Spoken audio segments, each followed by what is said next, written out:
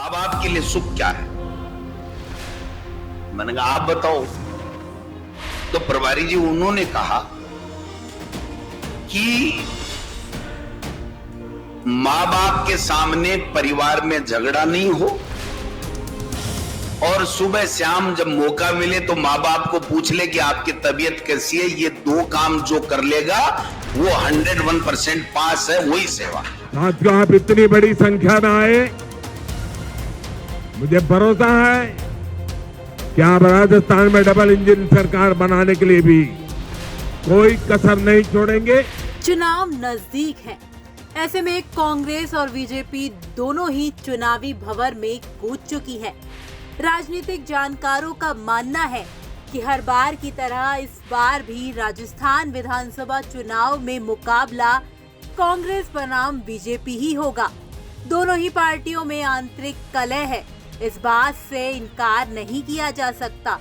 ऐसे में अब कांग्रेस और बीजेपी दोनों की ही कोशिश है कि पार्टी की आंतरिक गुटबाजी को खत्म किया जाए। बीते दिनों में ऐसी तस्वीरें भी दिखाई दी।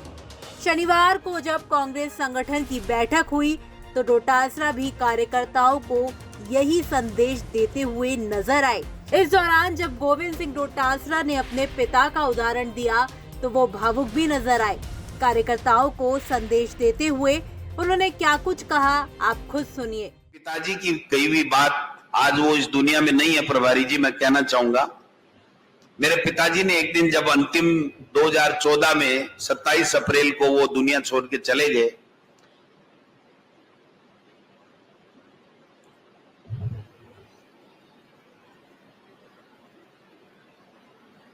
दो दिन पहले हम बैठे थे, हमें पता था कि अब क्या होने वाला है। तो मैंने उनको पूछा कि कोई संदेश तो दो हमारे लिए। तो उन्होंने जो कहा मैं कहना चाहता हूं, उन्होंने कहा कि बेटा सुख क्या है, मां बाप के लिए सुख क्या है। मैंने कहा आप बताओ। तो प्रभारी जी उन्होंने कहा कि मां बाप के सामने परिवार में झगड़ा नहीं हो और सुबह शाम जब मौका मिले तो माँ बाप को पूछ ले कि आपकी तबीयत कैसी है। ये दो काम जो कर लेगा वो 101% पास है, वही सेवा। वो कह रहे हलवा खिला दो बादाम का और रात को जब सोने लगे 10 बजे, हम लोग नींद आने लगे, तब बेटा बहू झगड़ने लग जाए, भाई भाई झगड़ने लग जाए, देवरानी जेठानी झगड़ने लग जाए, तो क्या वो हलवा हमारे माँ बाप के किसी काम का नहीं है। तो मैंने कहा आपको यहां कोई महसूस हुआ कि मैं बहुत खुश हूं कि आज तक मुझे किसी तरह की कोई दिक्कत नहीं आई। ये बात हो सकता है सबके माँ बाप कहते होंगे, लेकिन मुझे मेरे पिताजी ने जाने के 2 दिन पहले कही थी। तो जिस पार्टी परिवार है, जिस व्यक्ति ने जाकर के नेता को, कार्यकर्ता को पूछ लिया कि आपके हाल कैसे हैं, आपके कोई दिक्कत तो नहीं है, मैं आपको दावे के साथ कह सकता हूं कि वो पार्टी से जुड़ जाएगा, आपको नेता मानेगा और जिंदगी भर आपका सम्मान करेगा। इसमें कोई दो राय नहीं हो सकता। इसके अलावा डोटासरा ने कार्यकर्ताओं को कुछ नर्म और कुछ सख्त अंदाज में पार्टी के लिए समर्पित होने की बात कही। इस दौरान डोटासरा ने विधानसभा चुनाव में टिकट का जिक्र भी किया। उन्होंने कार्यकर्ताओं से भी पूछ लिया कि विधानसभा चुनाव में किस किस को टिकट चाहिए।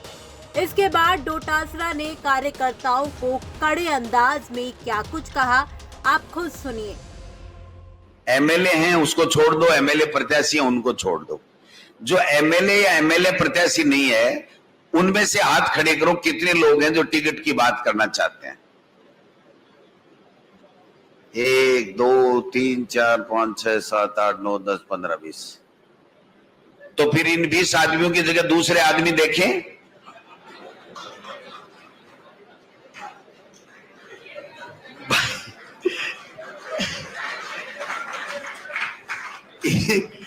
इसका मतलब ये हुआ कि पहले से उम्मीदवार बन गए, इसका मतलब संगठन का काम करोगे कि नहीं करोगे प्रश्नवाचक चिन्ह लग गया। कुछ ऐसा ही संदेश सीएम गहलोत भी देते हुए नजर आए।